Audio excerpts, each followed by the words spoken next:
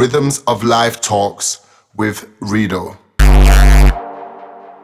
So hi guys, this is Rido, and I'm really happy to be in the studio today with my friend Ed, alias Optiv. Hello, I'm Ed Optiv. And today we're just gonna talk basically about his life and what it was to be like growing up in England and the really interesting time, and things like that. I have to use this awesome paper because otherwise I will forget everything. But just let's start quickly with the introduction. So, who are you, my friend? Well, my name's Ed. I was born in the UK. I'm 39 years old and I currently live in Switzerland. And I've been there for about 10 years. I've got a lovely family. Stuff that really interests me, which is not only your great music and your career, which is extremely interesting because Ed has got so many projects under his hands during his career. But let's get into this. When you were growing up, was there anything that you wanted to become, or was it just not certain? I wasn't too certain growing up. My mum was an agent. So as a child I was always on TV and doing movies. I was an actor, essentially. Really? Did you act in movies? Yeah. I never knew. I did a lot more television than movies. Okay. And I was always in and out of school. Okay. And I thought at one stage that would be it. But then I kind of changed my mind and thought music is really where I'm at. Well, that's where I'm really happy. Okay. So I stopped acting, although I'm still part of the Actors Union, so if I ever wanted to get back into it, I could. Okay. But I stopped, and then I decided music's my thing, and... Well, that's really interesting, man. So, I mean, if we were stuck for a little while with this kind of acting thing, can you recommend any, series or like a TV programs where we could find you as a young actor? Yeah, there's Jeeves and Wooster. Okay. Poirot. There's, if you're British, you'd have watched Grange Hill as a kid. Okay. So I was in Grange Hill. Awesome, man. So we got to download it today because, I never knew. Please don't. It's so embarrassing. I was a kid. Do not Google it. Do not search for it. Well, that's awesome, man. This is. No, I loved it. I mean, I enjoyed it. It was a really good experience. I mean, growing up. I think every kid dreams about playing in a movie or whatever. But it was completely normal for me at the time. I was young, and my mum was an agent. She was a child agent. That was her job. For me it was quite normal. My little brother did it. Okay. My older brother did it for a little bit, but it didn't sit well with him. Okay. But I seemed to kind of continue it the longest. But then when I got to about 16, 17, I just felt like an imposter in a way. I thought it's really cool. Yeah. But it didn't feel like my thing. And I was way more drawn into playing with synthesizers and drum machines. Yeah, I totally feel you, man. But I mean, that's really interesting, man. So if we just go back to the music, when did you discover then the first moment and when you felt, okay, maybe music is something more than I thought before? Or yeah, well, my dad was really into jazz. He used to take me as a kid to a club called the Tenor Clef in London, and there'd be times where I remember there was some famous double bass jazz player playing. And he was effing and blinding and swearing, and then he clocked me, and he was like, I was a kid, a bit of rein in the swearing. But I used to love it. So my dad kind of got me into music in that way, and also driving in the car, we'd listen to a lot of music. I was fortunate to have a bit of money. So when I was about 13, there was a shop near where I lived called Anderton's, which sold lots of synthesizers and drum machines. And I got a drum machine. It was a Boss Dr. Rhythm 550. Awesome, man. Yeah, and I thought, okay, this is great. This is really my thing. I'd had electric guitars, and I played guitars, but it's like I love this, And so I quickly had an Atari ST, some synthesizers, a sampler. Before I knew anything about clubbing or going out to parties, I just liked playing with this stuff and just making weird noises. Yeah. Right, that was it. And it wasn't until I was about 16 when a friend of mine was really into DJing. He was playing lots of hardcore, and I'd go around his house and it'd be like, whoa, this is really cool, I love it. And I'd I get 2 tunes, bring them together, love it. And then he went around my house and was like, oh my God, you've got a studio. So it's kind of a really weird one. And I started going out to clubs at that time, and it was like, this is really, I want to be part of this. This is really what I'm into.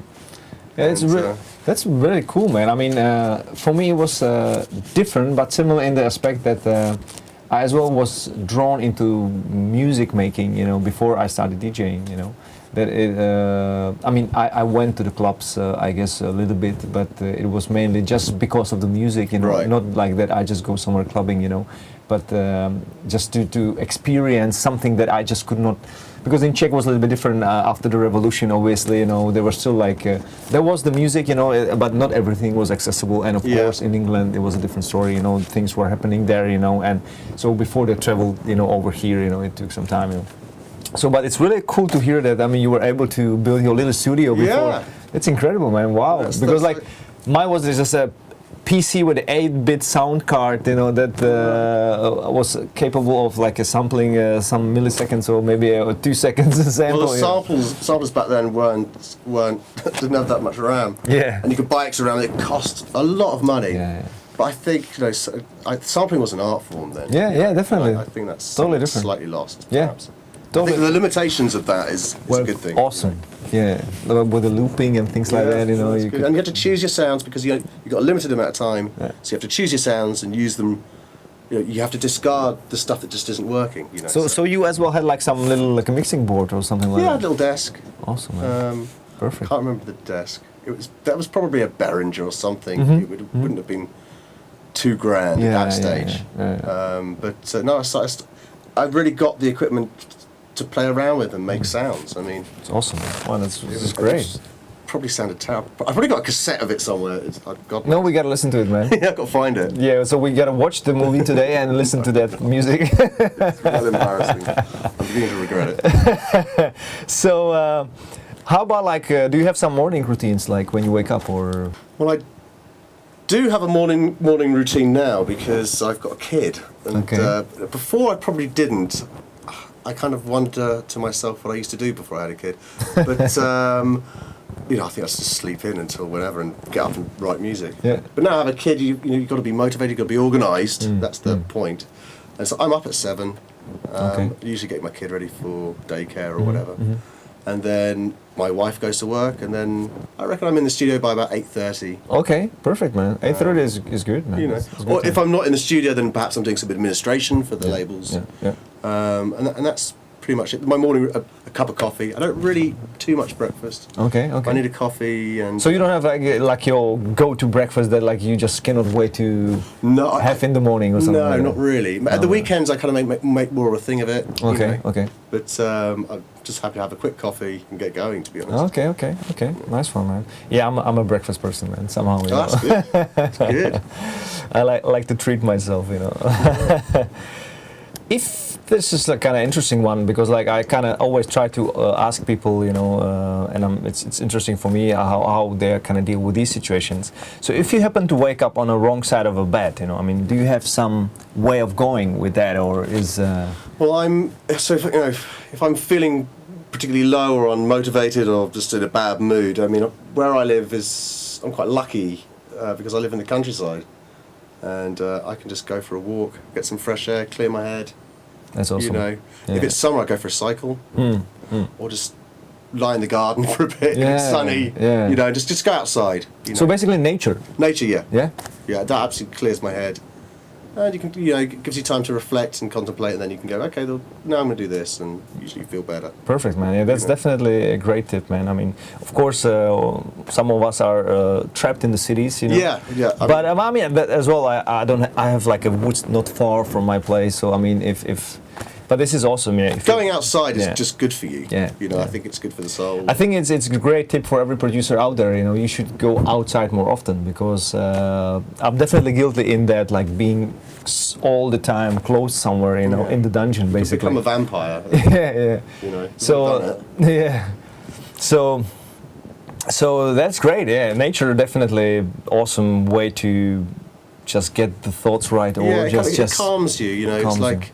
You know, if your head's in a mess, it's like having a muddy cup of water, and it just helps to settle the mud, if you know what I mean. Now, on a little bit similar subject now, when you mentioned a little bit of the motivation or stuff like that, are you actually just naturally like motivated, like doing things, you know, that just it's in your nature, or do you have to kind of more kick yourself into action, like doing stuff? If I do nothing, I get a sense of guilt. I always feel like I should do something. Yeah, man. You know, even if I'm told, look, Ed, you got to relax, you know, chill out. It's kind of there's some itchy part of me that's like, I've got to be doing something. This is, you know, It's not right. I can't, in a way, I can't enjoy myself relaxing. I've got to do something. So I'm motivated from, like, my default position is kind of motivated. Obviously, things are different with a kid. Yeah. And so my time in the studio is not as much as it used to be. And so the time in the studio for me is very precious. So I love it every time I'm in the studio. It's like, right. That is a great feeling, yeah. That is a great You know, feeling, yeah, to be at, definitely. That once you go there, you feel like, oh, this is just the best thing I can do right now, you know, and I have a certain amount of time, so let's go. You know? Yes, it's not a chore. It's not like, oh, again. Yeah, here we go again. No, there's so much going on in my life. It's just nice, you know. I look forward to it. I don't spend quite as much time as I used to in the studio because of my kid, but I still manage quite a lot. I managed to do quite a lot anyway. So. Yeah, I remember you were just saying that you just realized that you were able to make even more music while you have a kid. Yes, I mean, when Leo was born, my kid, I was making more music at that time than I had previously. So incredible, man. It makes me wonder what the hell was I doing. No, but man, you've done so much music. It's great. Like, man, you were good, man. You were good, man. You know. So. Maybe this one was a little bit easier for you because you mentioned something with the acting, but still maybe when you were growing up, how was it you and the girls? I mean, was it like easy, or you were like a little bit more kind of shyer guy, you know? Or? I don't think so. I think it was pretty normal. Yeah.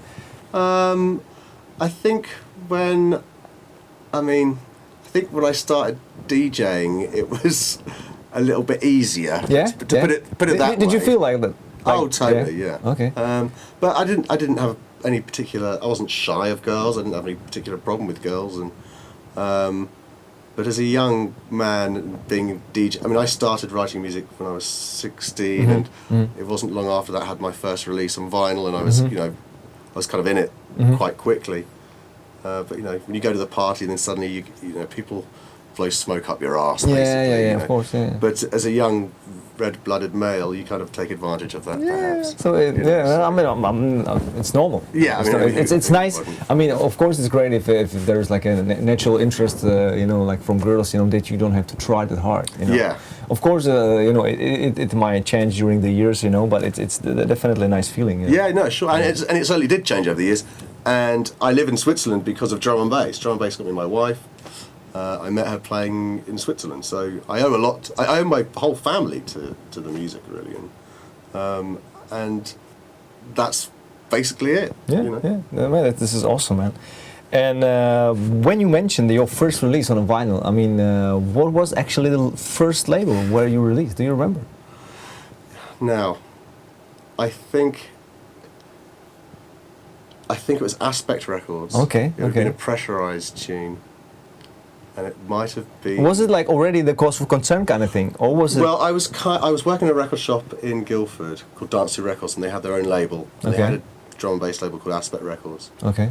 Mark and the rest of the guys from Cause for Concern were working at vinyl distribution, and when we got together as Cause for Concern, you know, we were given a label. Our first tune kind of came out. We were given a label because everyone, they worked at vinyl distribution. They were like, "Oh, you're making music. The music sounds good. Do you want a label?" It's like, yes. So was it basically your first release was? I don't think it was as a Cause for Concern. I don't think it was. Yeah. I think it was as Pressurize and written and produced by Optiv. Okay. So the name Optiv was in the ether. Okay. And I think it was the first release on Aspect Recordings because I was part of Pressurize. I was part of another drum and bass, which was more of a band. Okay. thing back then. Okay. More producing as opposed to performing. But that was my first vinyl release. Oh, awesome, man, awesome. And when we just touched a little bit the thing with the Cause for Concern, how did the name kind of happen? Is it because like you were 4 people, so that's why the 4 is there, or? That is part of the reason. But we were sampling a lot from vinyl at the time, and we found this kind of obscure sound effect record. It was just, it was like weird jingles from the 60s or something like this. Yeah, okay. Just weird noises which we were like, oh, that's kind of... Precious, yeah. That's interesting, Yeah, right? that's- And on the back it just said cause for concern. And it was like, that's not a bad name, you know, so... Awesome, That's man. how the name So came that's the about. story. This is incredible, man. And how about Optiv then? Optiv, so I was with someone in the pub and we were thinking of names. Yeah. You know, I've got to call myself something, you know. And this was you know, after a few beers deep, let's say. And I said to my friend, octave, as in a musical octave. Yeah. And he turned on me and said, what, Optiv? I was like, no, but yeah, no, I kind of like that, you know. And that's how that happened. So happy accident. It was a happy accident. Yeah, that's great. I mean, that basically tells you that was supposed to happen. Yeah, well, he misheard me and came up with it. So I didn't really come up with it. It was. And I like the combination with the octave. You know, Yes, well, it comes from a musical Yeah. perspective. So he just misheard me, and what he interpreted as what I said, I thought was better. Yeah. You know, that's it. Great. Done. Oh, this is awesome. So thank you so much, Ed, that you find some time in your busy schedule, you know, with the family and stuff. You know, Right. it was a pleasure to have you here. You know, and we've learned some interesting things about your career and your backgrounds, man. Yeah, no, pleasure to do it. You know, it's a pleasure to be here, and yeah, it's great. Thank you so much, man. And this was another rhythm of live talks, and we were pleased with Ed, alias Optiv. See you soon, guys. Goodbye. Rhythms of Live Talks with Rido.